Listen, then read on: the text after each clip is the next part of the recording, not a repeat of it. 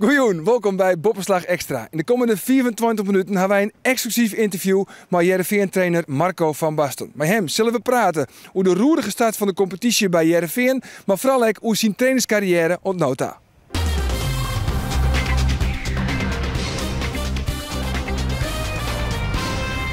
Marco, welkom.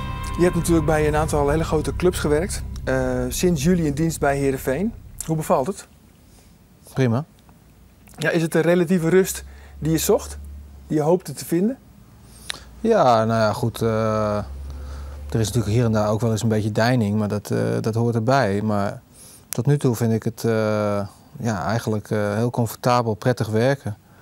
En goed, we hebben hier en daar wat moeilijkheden, maar dat zijn gewoon dingen die bij de voetballerij horen. Ja, de moeilijkheden, dan doe je ongetwijfeld op de enigszins moeilijke start. Uitgeschakeld ook in Europa en jullie wachten nog steeds op de eerste competitieoverwinning. Exact, ja. Ben je geschrokken van deze start?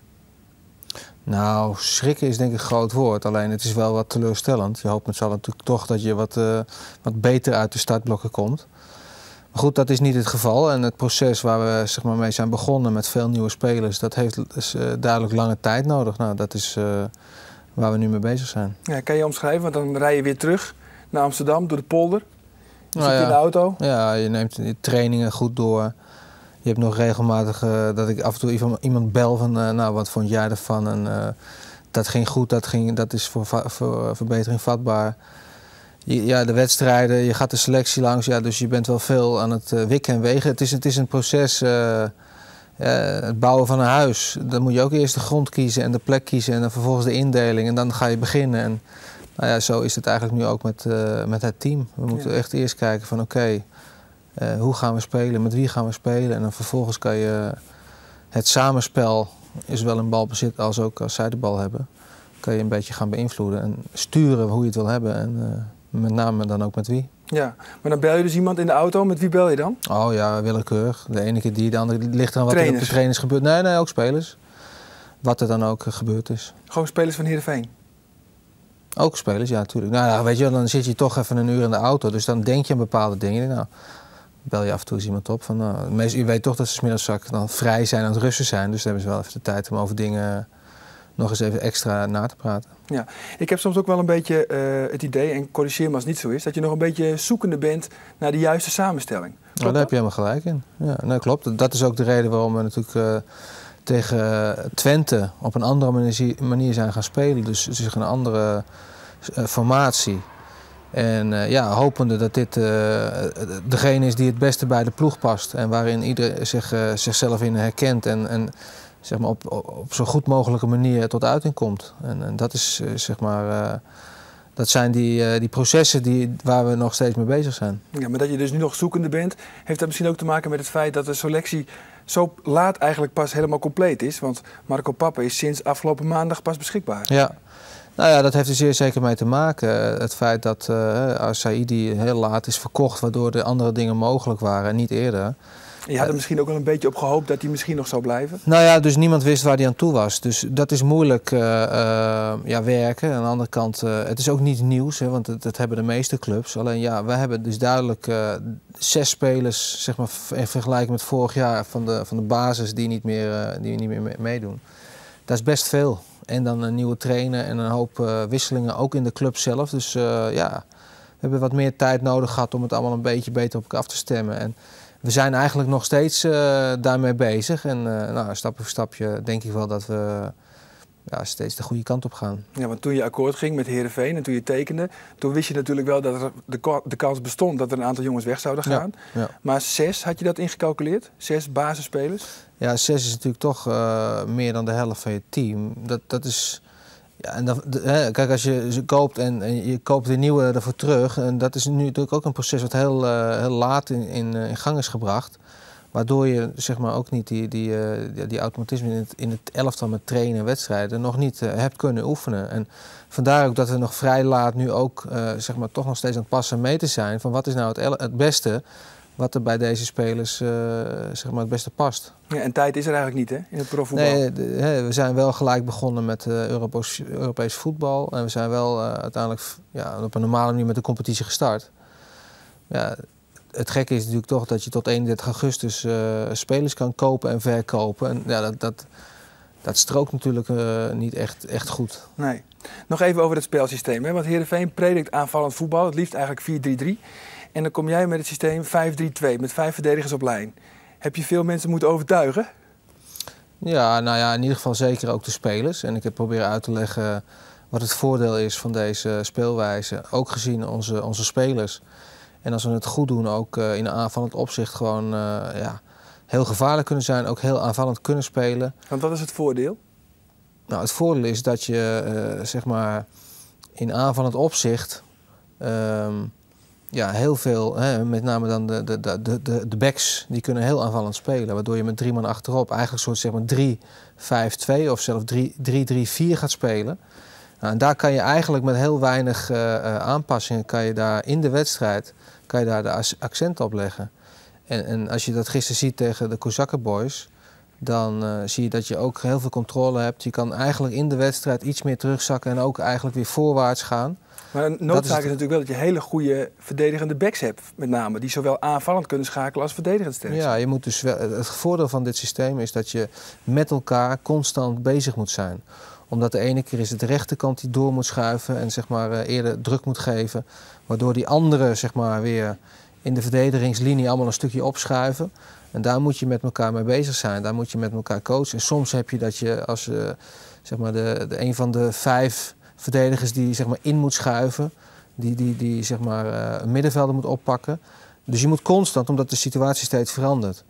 Nou, het grote voordeel is dat ze daar dus met elkaar heel alert en goed bezig mee moeten zijn. En je kan ook met een tegenstander spelen. Je kan ook wat defensiever spelen en de tegenstander wat meer lokken. En je kan tegelijkertijd ook heel offensief spelen door heel snel druk te gaan geven. Ja. Nou, het ligt een beetje aan de situatie. Het ligt ook een beetje aan de wedstrijd. Het heeft ook te maken met onze groep, onze selectie. Wat ik al zei, ik vind Ramon een goede speler.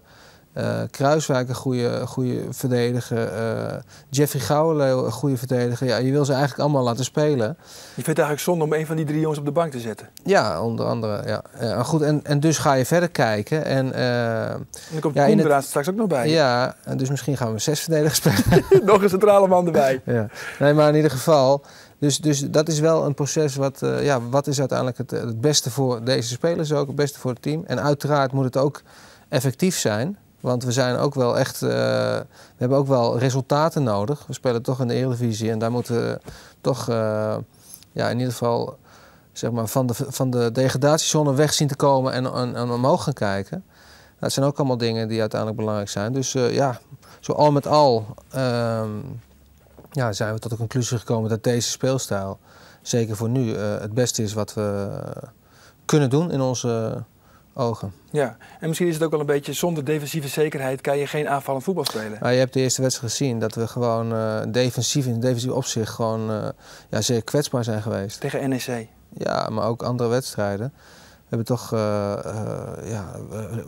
vrij makkelijk doelpunten tegengekregen. Nou, dat was ook een reden. We zeggen ook, misschien moeten we hier en daar wat meer zekerheid inpassen.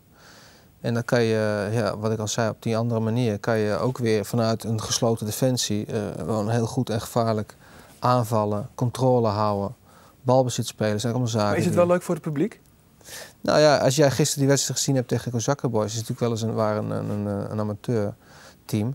Maar ook daarin zie je controle en zie je heel veel kansen, heel veel mogelijkheden. Eigenlijk achterin weinig weggegeven. Nou, dat was, als je dat vergelijkt naar Twente, was het ook, vind ik, een stap vooruit in relatie tot de andere wedstrijden die we daarvoor gespeeld hebben. Dus dat redelijk goed achterin in elkaar. En we hebben daar ook een aantal goede kansen weten te creëren tegen toch een sterke tegenstander. Nou ja, dat zijn de dingetjes waar je als team en als club aan vast moet houden. En dat moet je dan langzamerhand zien uit te breiden. Ja, maar zit het wel ook in je achterhoofd van, ik hou ook rekening met de amusementswaarde voor het publiek? Hou je daar rekening mee als trainer zijnde? Tuurlijk, maar in eerste instantie gaat het nu wel om de punten.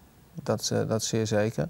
En natuurlijk, ik zit ook op de bank. Ik wil ook liever een leuke wedstrijd zien met veel leuke, mooie momenten. Alleen, we spelen ook betaald voetbal. En daarin zijn de punten en resultaat is daar toch gewoon ook heel belangrijk. En die afweging moeten we ook gewoon heel serieus nemen. Ja, iedereen dacht in eerste instantie tegen FC Twente, de koploper op dit moment in de Eredivisie. het zal wel eenmalig zijn met 5 verdedigers op lijn. Maar dan komt Kozakken Boys ook weer met 5 verdedigers. Is het dus wel een systeem waar je langer aan gaat vasthouden? Ja, voorlopig wel. Wat ik zei, ik kies elke keer voor in mijn ogen de beste oplossing. En wat ik al zei, je kan heel erg negatief doen over 5 verdedigers en 3 middenvelders en 2 aanvallers. Je kan ook zeggen, ja, het is eigenlijk... want in Italië zeggen ze ook allemaal over dit systeem, we spelen met 3 verdedigers. 3-5-2 en dan is het eigenlijk weer heel aanvallend. Dus het ligt gewoon hoe je het wil zien. En als jij het op die manier heel defensief wil prediken, dan zou je het zo zien. En als je zegt van nou, ik zie toch wel heel veel aanvallende impulsen ook, dan kan je het ook zo zien als heel aanvallend. Een uitspraak eerder van jou al was, het wordt met Heerenveen dit seizoen, het wordt straks stoeien in het rechte rijtje. Is dat een uitspraak waar je nog steeds achter staat of heb je al wel progressie gezien, nu dat er meer mogelijk is? Nou ja, ik denk dat als jij ziet waar we nu staan in de competitie, dat het tot nu toe nog wel je hebt gelijk gehad. Dat het tot nu toe in ieder geval nog wel heel die kant op is. En we hopen natuurlijk allemaal dat we snel omhoog komen. Maar tot nu toe is het niet zeg maar verkeerd ingeschat geweest. Nee, heb je dan voor jezelf zoiets van, nou, met de winterstop, dan moeten we daar ongeveer wel staan?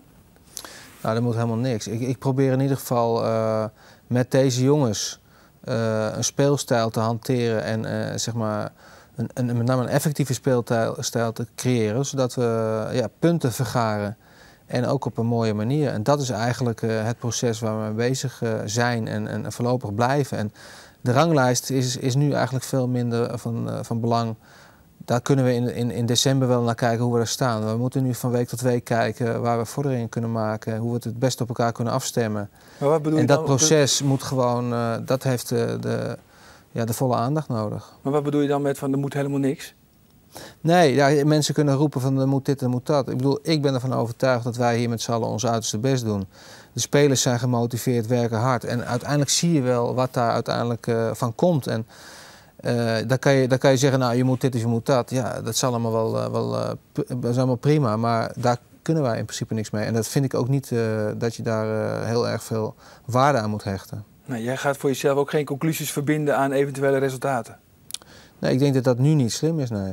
Wat ik al zei, het proces waar we mee bezig zijn, dat kan je niet zeggen, nou dat moet 4 weken duren of 4 maanden duren. Uiteindelijk zal dat zijn tijd vergen en daar waar het nog langer moet duren, dan moet het nog langer duren. En hopelijk gaat het snel, maar dat zijn dingen die kan je niet zo 1, 2 afdwingen. Nee, want je zocht bij Heerenveen de relatieve rust, maar vind je die hier eigenlijk wel? Want ja, als je... Nou ja, goed, als je Heerenveen vergelijkt met een club als Feyenoord of Ajax, dan sta je natuurlijk veel minder hectisch in de materie dan bij die clubs. Nou, dat vind ik prettig en goed. Maar gewoon het voetballen en alles wat erbij komt kijken. Het proces waar we mee bezig zijn, omgaan met spelers en uiteraard ook resultaten behalen. Ja, daar is niet veel anders aan. Nee, want je hebt wel eens opgemerkt van, waar je over verwonderde misschien wel. Er gebeurt eigenlijk helemaal niks hier. Maar dan wordt er opeens een thuiswedstrijd gespeeld en dan zitten er 29.000 mensen in het stadion. Ja, nou ja, 26. Oh, 26, sorry. Nou ja, het was relatief rustig en dan krijg je de competitiewedstrijd. Want het was daarvoor ook nog een vakantieperiode. En eigenlijk de eerste keer tegen Ajax, dan was het vol huis. En dan merkte hij eigenlijk tot op de dag van tevoren niet zo gek veel van. Dus dat was wel een mooie verrassing, moet ik zeggen. Maar is dat ook wel wat je voor ogen had, hoe je voor Heerenveen koos? Ja, goed, Heerenveen. Als je de afgelopen jaren naar Heerenveen hebt gekeken, dan is het... het is spectaculair, het is een mooi sfeervol stadion. Nou, dat zijn wel dingen die ertoe doen, vind ik. Ja, kom je trouwens wel vaker in Friesland? Of ja, je zocht de anonimiteit misschien, hè? Want als je in Amsterdam rondloopt, dan word je overal tegengehouden, denk ik. Nee hoor. Niet? Nee. Oh, dan heb ik een heel verkeerd beeld van je. Ja. Maar loop je hier wel eens door de winkelstraat door Heerenveen? Of komt dat er eigenlijk niet van? Nee, ik ben nog niet zoveel wezen winkelen. Ik ben sowieso niet zo'n winkeler. Nou, iets anders doen? Ja, nee, goed. Het is hier over het algemeen wel rustig, vind ik. Dus dat vind ik wel prettig. En buiten de club, buiten Heerenveen, kom je wel vaker in Friesland? Of? Nou ja, we zijn in het begin en in de voorbereiding ik ben al een paar keer geweest golfen. En we zijn ook een keer bij een concert geweest. En nou goed, ik heb momenteel bij hoe noem je dat? Zo'n klassiek orkest. Oké. Ja. Maar is het leuk? Ja, nou, ja, heeft ook iets moois. Oké, is een Lauwerswold was dat? Ja. Okay. Ja. En nou ja, voor de rest ben ik druk met de club. En ik ben natuurlijk ook met regelmaat thuis in Amsterdam met vrouw en kinderen. Dus mijn kinderen zitten nog op school en er zijn er een paar die in de buurt wonen. En mijn vrouw thuis heeft ook zijn aandacht nodig. Dus, ja. Zo is dat. Nou, nu we het toch over Amsterdam hebben. Had je na je periode bij Ajax misschien ook wel zoiets van... ik doe dit gewoon nooit weer? Ik hou er gewoon helemaal mee op? Het was toen ik stopte, had ik eventjes er erg genoeg van, ja. Maar goed, dat hebben denk ik wel meerdere mensen. Als je op een gegeven moment met werk op een gegeven moment genoeg hebt van nou... ik kap er even mee. Nou, dan heb je je tijd nodig om de boel weer goed te bekijken en even goed te analyseren. Nou ja, en daar heb ik mijn tijd voor genomen. 3 jaar? En heb ik, uiteindelijk heeft me dat 3 jaar gekost. Wat heb je in die periode vooral gedaan? Nou, rust genomen, me wel voor allerlei dingen geïnteresseerd. Ik heb wat cursussen gedaan. Ik heb ook veel gegolfd en voetballen gekeken. Ik heb bij de televisie gewerkt. Dus ja, eigenlijk van alles wel een beetje. Ja, en op een gegeven moment begint het dan weer te kriebelen. Hè? En waarom kies je dan voor Heerenveen? Of was het gewoon Heerenveen die belde als eerste? Nou ja, kijk, ik wilde niet naar het buitenland. Dus er valt er al heel veel weg. En ja, goed, Ajax, PSV, Feyenoord, dat ligt dan toch al wat gevoeliger. En ja, dan blijft er wat een andere gedeelte over. En dan is de spoeling redelijk dun. Op een gegeven moment belde Heerenveen. Nou, dat lijkt me best wel een mooie uitdaging. Je was gelijk enthousiast? Ik was er gelijk enthousiast over. Ja. Heb je nog laten informeren over de club? Want Heerenveen heeft natuurlijk van de buitenkant, het is een hele sympathieke uitstraling. Aan de andere kant, 5 trainers in de afgelopen 4 jaar. Financieel is het natuurlijk een behoorlijke reorganisatie. Ja. Nou, wist je dat allemaal van tevoren? Ja, kijk, we zijn met elkaar in gesprek gegaan. We hebben natuurlijk eerst een aantal gesprekken gehad over alles wat de club zeg maar, aangaat. En met de voorzitter? Met de voorzitter, ja. En ook met de technisch directeur. En ook met de commercieel directeur. En nou ja, goed, dat zijn gewoon gesprekken waarin je de boel een beetje aftast. Want zij moeten natuurlijk ook aan mij kijken wat voor vlees er in de kuip komt. En ik ook. Dus, en ik moest ook natuurlijk hier en daar wat kijken van oké, hoe zit dit, hoe zit dat? Wat zijn hier de gewoontes? En, heb je nog contact gehad met Riemer van der Velde bijvoorbeeld? Niet op dat moment, later wel. Later wel. Dus, want als er één natuurlijk door en door de club kent, is hij dat misschien ook? Ja, ja. Ja, nou goed, kijk, ik heb in principe genoeg informatie gehad en de gesprekken met zeg maar, de directie waren in principe duidelijk genoeg om te zeggen van ja, dit voelt goed aan en hier heb ik zin in. Het lijkt me een mooie uitdaging. Ja. Bij het Nederlands elftal heb je natuurlijk gezeten en liep het nou, niet helemaal naar wens. Soms ging het heel goed, soms ook minder. Bij Ajax heb je zelf ontslag genomen. Zie je Heerenveen als een soort van examen? Nou, ik denk dat overal waar je werkt, met name dan in de situatie waar ik dan zit, het is altijd wel een soort examen. Mensen die zijn toch bezig om je te wegen en om je te of veroordelen. En ja, dus dat zal dan niet anders zijn. En ik bedoel, als je al ziet hoeveel mensen er vervolgens in de voetballerij, als je de afgelopen jaren bekijkt, eigenlijk al kansloos zijn weggestuurd en vervolgens weer opnieuw beginnen bij een andere partij. Dus ik denk niet dat je daar je eigen zo heel erg druk om moet maken. Natuurlijk valt het altijd hard als dingen niet goed gaan en je wordt ontslagen of het gaat niet goed en er komt veel kritiek. Ja, dat is vervelend. Maar dat wil niet zeggen dat het dan een einde oefening is. Daar zijn er al te veel zeg maar, die het tegendeel hebben bewezen de afgelopen jaren. Ja. Die twijfel is er nooit bij jou? Nou, het gaat om mijzelf. Ik vind, als je zelf de wil hebt en de motivatie hebt om dat vak uit te oefenen, nou ja, dan is dat het belangrijkste. En dan vind je uiteindelijk wel wat. Maar hoe groot is het afbraakrisico voor jou dat het hier niet lukt? Mocht het hier niet lukken? Ja, dat zal net als overal zal het voor iedereen gelden. Ik bedoel, overal kan je falen en overal kan je succes hebben. Dat blijkt wel. Ik bedoel, welke trainer nu ook, die nu zeg maar bij de Eredivisie trainer is, die kan er ook zo een rijtje op noemen waar het goed ging en een rijtje op waar het niet goed ging. Het is niet altijd even makkelijk. Nee, wat is er aan jou persoonlijk veranderd qua trainer zijn de afgelopen jaren? Nou ja, wat ik al zei, ik heb wat cursussen gedaan. Ik heb natuurlijk over dingen nagedacht. Op televisie veel wedstrijden bekeken, verslagen. Ja, kijk, ik was wel vrij serieus toen ik bij trainer bij Ajax was. Dus alles wat niet goed ging, dat trok mezelf heel erg aan. En daar heb ik nog wel een beetje last van, maar wat minder. En ja, je moet op een gegeven moment ook zoiets hebben van ja jongens, we doen ons best. En het kan soms tegenzitten, het kan soms meezitten. En daar hoef je niet gelijk allerlei conclusies aan te verbinden, ook voor jezelf. En ja, ik ben misschien hier en daar wat te eisend naar mezelf ook geweest. Ja. Mocht je het allemaal anders doen, want je begon natuurlijk redelijk in de luwte. En toen kwam de lokroep van het Nederlands elftal. En dat is ja, hoger kan natuurlijk niet, daarna Ajax. Ja. Had je voor jezelf aan het begin wel een beetje een trainingscarrière uitgestippeld van rustig aan? Nee, dat is eigenlijk, als je dat achteraf ziet, is dat geen handige opbouw geweest. De opbouw die je nu hebt gedaan? Die ik heb gedaan. Nee. Ik ben begonnen bij Jong Ajax, vervolgens Nederlands elftal. Dan weer Ajax 1 en nu Heerenveen. Ja, dat is natuurlijk zo... wel, zo had je dat niet van tevoren bedacht? Geen normale opbouw. Nee, dat was ook niet van tevoren gepland. En daar heb ik ook helemaal niet, zeg maar, ben ik ook niet zo bewust mee bezig geweest. En achteraf is dat niet, zou ik dat een ander niet adviseren. Beetje spijt van? Nou, ik heb er niet spijt van. Maar als ik een ander advies zou geven, zou ik het op een andere manier aanbevelen om het rustiger op te bouwen. Een beetje zoals Dennis Bergkamp het nu doet? Ja, Dennis Bergkamp of Frank de Boer. Of gewoon rustig bij de jeugd en dan bij het tweede, dan bij het eerste en assistent en dan op een gegeven moment. En bij de een gaat dat sneller dan de andere hoor. Maar ik vind dat wel een betere manier om het trainingsvak uiteindelijk ja, tot je te nemen. Het is toch een ervaringsvak. En om dan gelijk heel hoog in te stappen. Ik bedoel, de uitzondering bevestigt ook wel weer de regel hoor. Maar ja, en dat heeft ook weer met de persoon zelf te maken. Als jij Guardiola ziet, die eigenlijk na 1 of 2 jaar de jeugd gelijk Barcelona neemt. En daar zo goed werk levert en ook zo succesvol is. Ja, ik bedoel, zeg maar eens dat dat verkeerd is. Ja.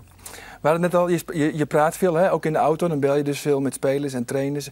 Heb je ook wel met Johan Cruijff, want daar heb je natuurlijk ook wel contact mee. Heb je het daar met hem wel eens over Heerenveen? Nee, ik heb eigenlijk heel weinig contact met Johan Cruijff sinds eigenlijk vorig jaar toen wij gestopt, tenminste toen wij een discussie hadden over werken of niet bij Ajax. En sindsdien heb ik hem eigenlijk niet meer gesproken, dus ik heb het er met hem niet over gehad over Heerenveen. Nee. Ja, is het ook lastig, het verwachtingspatroon? Want jij wordt natuurlijk altijd als trainer ook vergeleken met je roemrijke spelerscarrière. Ja. En soms is dat ook wel eens onredelijk. Ja. Vind je dat lastig? En vervelend? Nou, lastig en vervelend niet, nee hoor. Maar goed, ook daarin moet je gewoon ook reëel zijn. En ja, wat ik al zei, we doen gewoon ons beste en we proberen er het beste van te maken. Daar zijn we best wel serieus mee bezig en ja... Het zal soms makkelijker gaan en soms wat moeilijker gaan. En dat moet je gewoon accepteren en daar op een goede manier mee omgaan. Ja. Nog even terug op Heerenveen. Want als je nu kijkt naar de mogelijkheden, want er zit nog steeds groei in. Hè? Je krijgt het op rails. Dat is wel de bedoeling, ja. Ja, wat is er mogelijk? Je hebt het zelf natuurlijk altijd in de top gevoetbald, met de topsportmentaliteit. Ja. Je wilt natuurlijk het hoogst haalbare. Ja. Wat is het hoogst haalbare met dit Heerenveen? Ja, kijk... En dat is hetzelfde als wat ik net in het begin zei, weet je. Je kan nu zeggen van, dan wil ik dat hebben. Ook daarin kan ik nu heel veel ja, gekke dingen gaan zeggen, maar dat heeft geen zin. Daar maak je denk ik alleen maar, ja... Foppe durft het wel, hè? Foppe durft het wel. Ja, Foppe die zei immers van 5e, 6e plaats is misschien wel haalbaar. Ja, goed. Maar ik denk niet dat de groep helpt en de club helpt. Ik denk dat, natuurlijk... Heerenveen heeft een organisatie waarin je, als alles goed gaat, best bovenin in Nederland mee kan doen. En het is ook een kwestie van tijd. Hoe lang blijf ik hier? En wat zijn de ontwikkelingen van de spelers en van de club? En als dat allemaal heel positief is, ja, dan kan je in Nederland... Je ziet het aan Twente. Dat is ook een club die ja, heel van jaar tot jaar steeds groeiende is.